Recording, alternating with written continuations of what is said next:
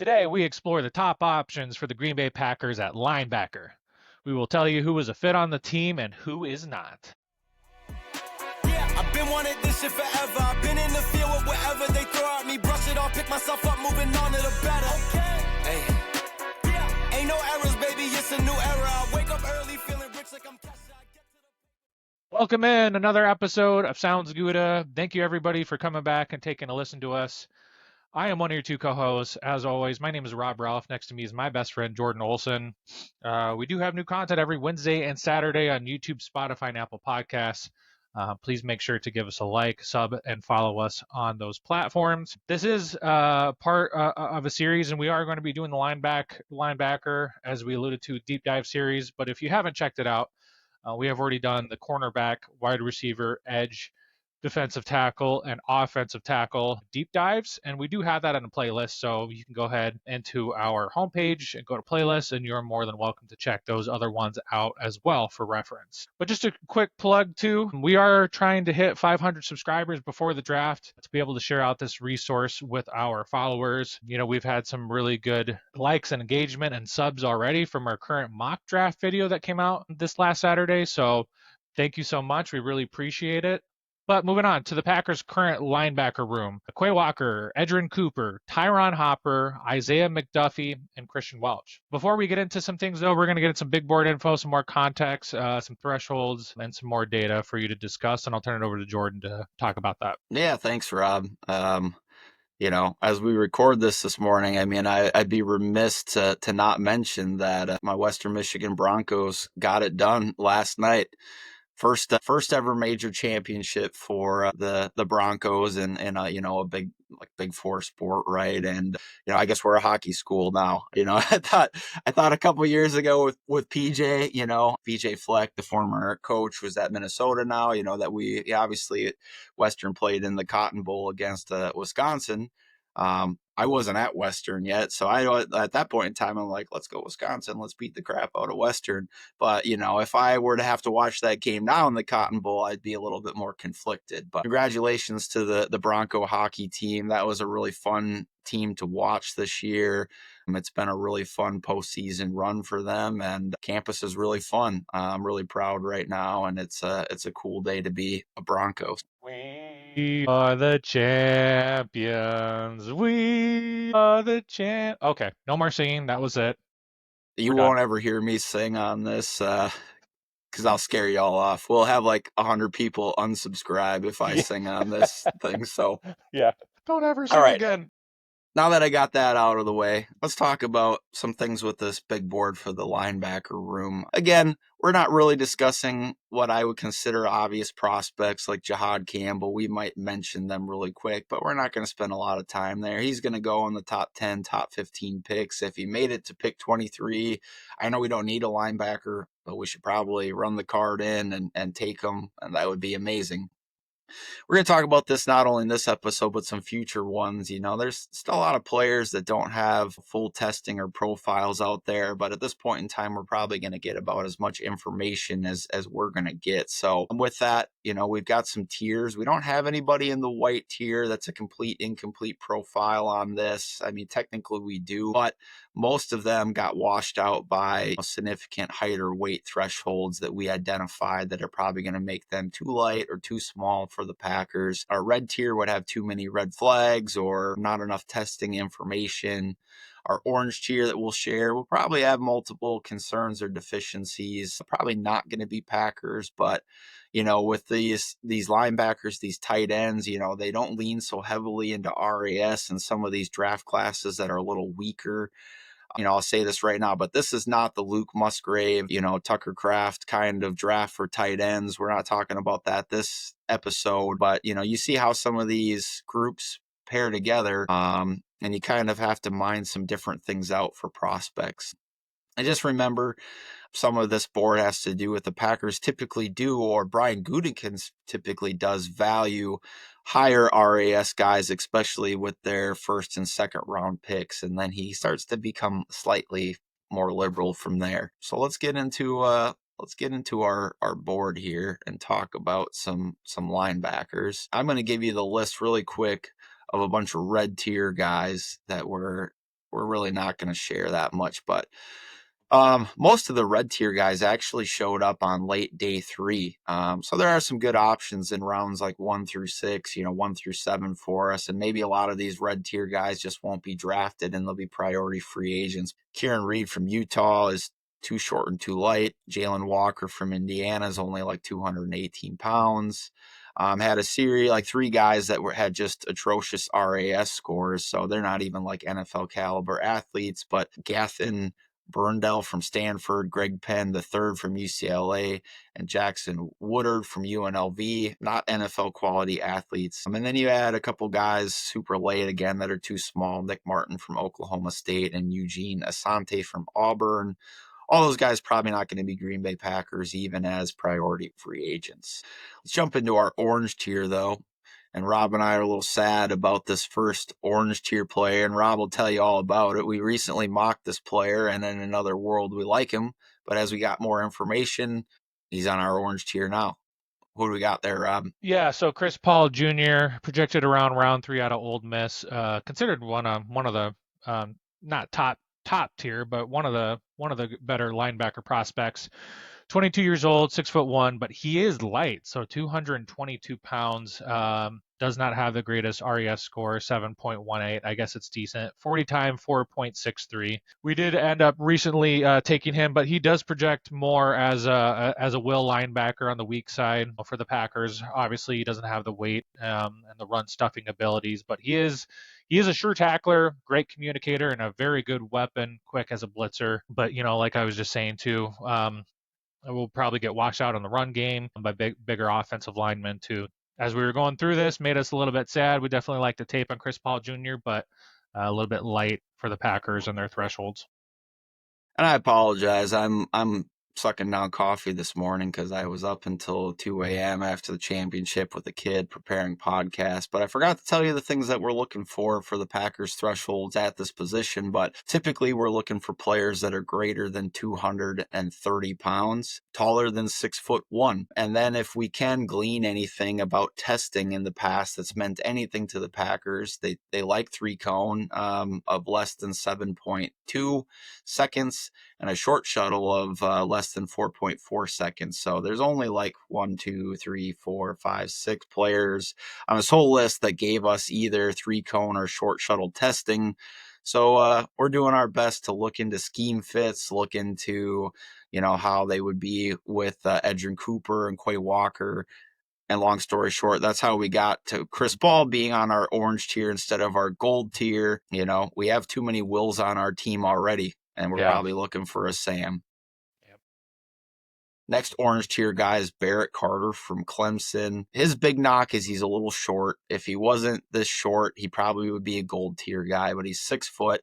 He's 231, so he definitely has the density we're looking for. An okay athlete at 6.97 RAS. So, I think at linebacker, tight end, they definitely will take a linebacker that has a RAS of around 7 or more, especially if you're talking about a day 3 selection. And that's kind of where Barrett Carter's profiled to go, maybe beginning of the 4th round. He is a good pass rusher, has good range, and he is a good spy at reading QBs. His biggest thing is he probably really needs to get stronger at the next level to continue to be a good tackler and to not get washed out in blocking at the second levels. Yeah, next up in our orange tier and projected round 6, Jay Higgins out of Iowa. If you all watch Wisconsin Badger football, you're familiar with him. 23 years old, 6'2", 232 pounds, who meets that, has a terrible RAS score, 3.35, 4.82 40 time, does have a good 3-cone at 7.01 seconds, and then his short shuttle of 4.35.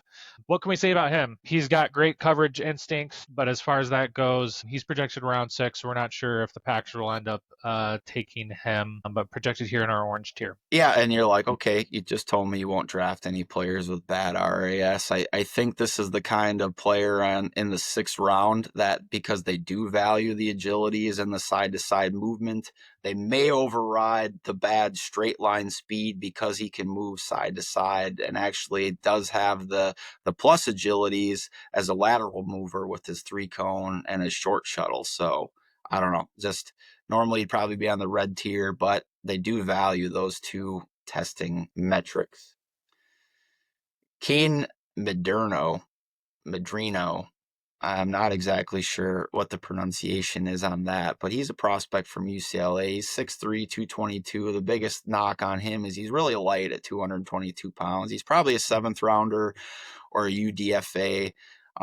We don't have a lot of information on him. I didn't get a chance to watch any of his tape.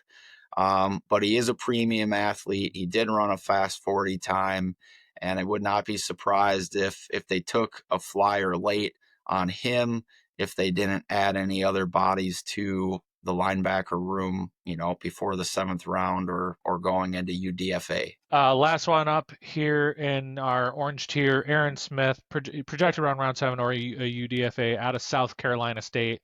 Again, not much on him for a profile, but 6'2", 230 pounds, and has a 6.16 RAS score. He's a smaller school guy too, so you got to kind of think how his play at South Carolina State will transfer to the next level. A lot of question marks with him. I think he's got an NFL body, but we will see. Cool.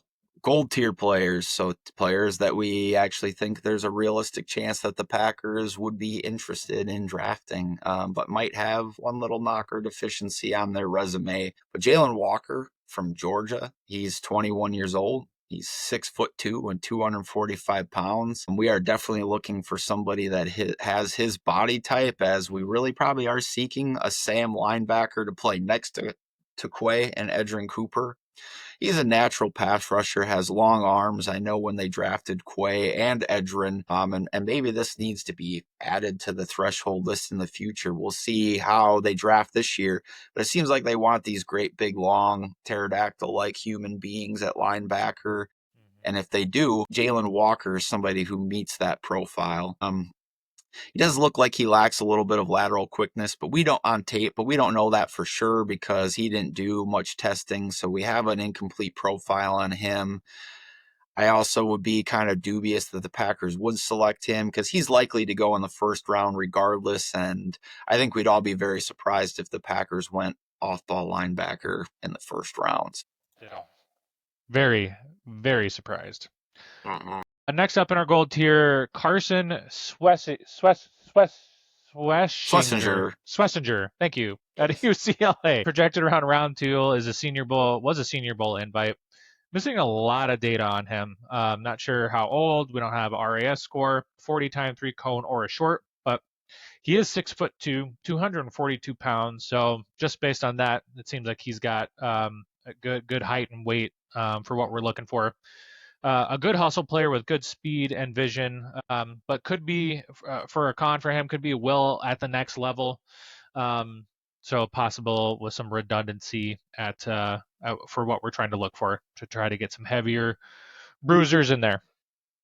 He did play at the Senior Bowl, and so the Packers probably got an extensive look at him, and I guess that's how they feel about Quay because he is a good Mike. I mean, he's been a good Mike in college, so maybe that's a succession plan for them. But I still don't think they're going to take a linebacker in the 2nd round either, which is probably where he's going to go. Jeffrey Bassa from Oregon, 22 years old, 6'1", 232. So a lot of the good things we're looking at there. He didn't have a great 3-cone score, so I don't know how that will project into the Packers' feelings about him. If you watch his tape, though, he loves contact. He's good in coverage. It's been shared by his teammates and coaches that he's a great vocal leader.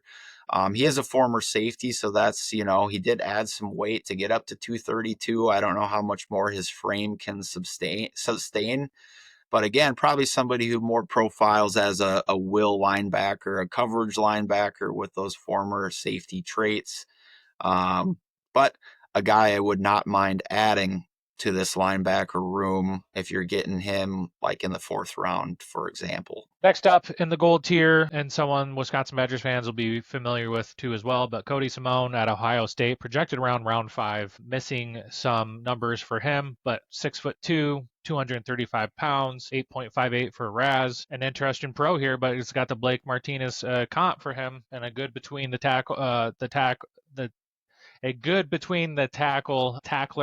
Some cons for him: best suited for a 3-4. Has got a little bit of shorter arms and is a smaller backer. But obviously played at a premium school that just won the championship, and is a blue blood program. So there's a lot to like here, especially in the fifth round for the Packers.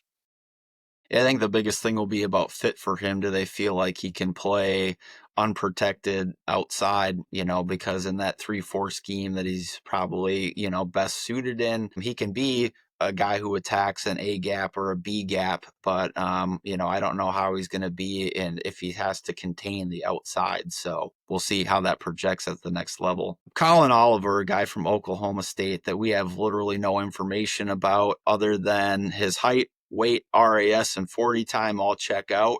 He's potentially a 7th round selection. He was a Senior Bowl guy. So there are some breadcrumbs that, he could be a guy the Packers have some information about. And again, if they need to add somebody late to this room at 240 pounds, plus athlete, why not take a flyer on a guy like Colin Oliver? So premium green tier, full go. So Jihad Campbell, we're not going to talk about him because he's going to go early, but he'd be an awesome player on this team. Yep, absolutely. But first up in our green tier, Demetrius Knight Jr. out of South Carolina, projected around round 2. He was a Senior Bowl invite.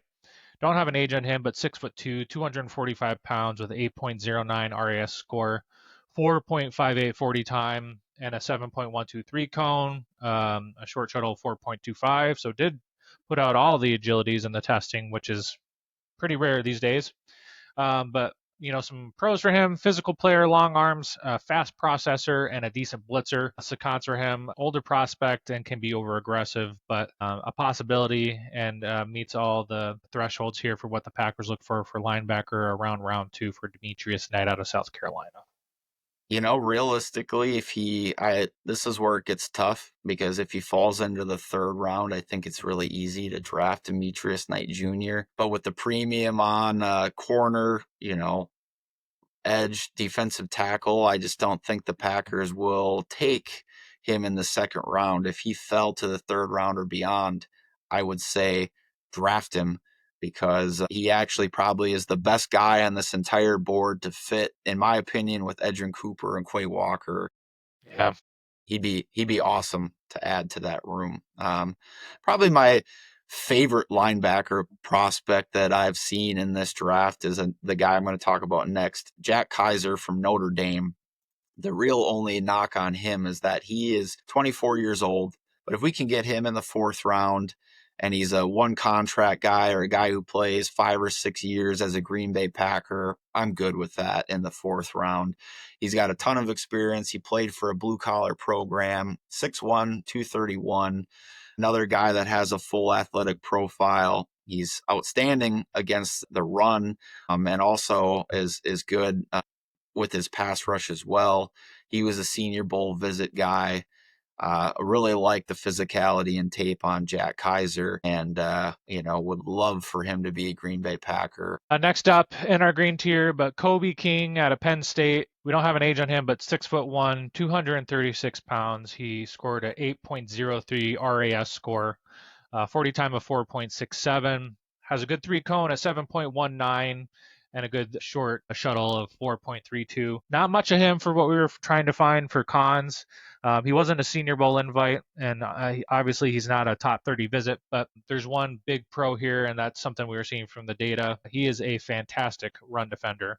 And again, too, playing at Penn State, obviously Penn State was in contention this year, and is a top program as well, too. So a lot to like there around the 5th round for Kobe King. Another one of my favorite guys, like this would be like in my top 3 list for the Packers to draft after Demetrius Knight and Jack Kaiser, but I really like Cody Lindbergh from Minnesota, 6'3", 236. He's played heavier than that, I think, but he probably trimmed down a little bit for the combine. He had a full athletic profile as well, 8.17 RAS score after he completed all his testing. Excelled in the 3 cone and short shuttle. So he literally checks all the boxes, including being a Senior Bowl prospect. Really good against the run, kind of average in coverage, but, as a guy who probably is going to be a Sam, you're not going to send him out against tight ends and other guys, too much unless you really get out of position. So I really like Cody Lindbergh as an option for the Packers in the 4th or 5th round this year. Next up in our green tier, Danny Stutzman out of Oklahoma, 22 years old, 6'4", 233 pounds. Really good RAS score at 9.59 and a 40 time of 4.52. We do not have a 3-cone or short shuttle on him. What can we say about Danny Stutzman? He's an elite run defender, very good at stacking and shedding blocks, good size and speed for the position, an effective blitzer up the middle. Some cons for him: awareness and coverage is subpar, struggles flipping his hips in coverage, and just an average tackler in his career. But there is a lot to like as far as what he would bring to the table around round 5 or round 6 for the Packers. Yep. Another guy that I like a lot, Jamin Dumas Johnson from Kentucky. He's 6'1", 238, 8.98 RAS, and a pretty good 40 time and 4.6. He's projected to be a 6th-round guy.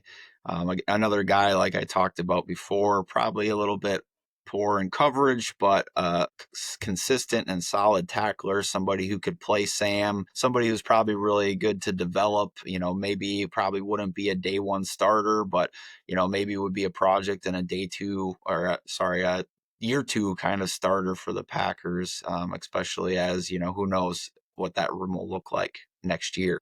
But I'd keep a solid eye out for Jamin Dumas Johnson as a late selection for the Packers.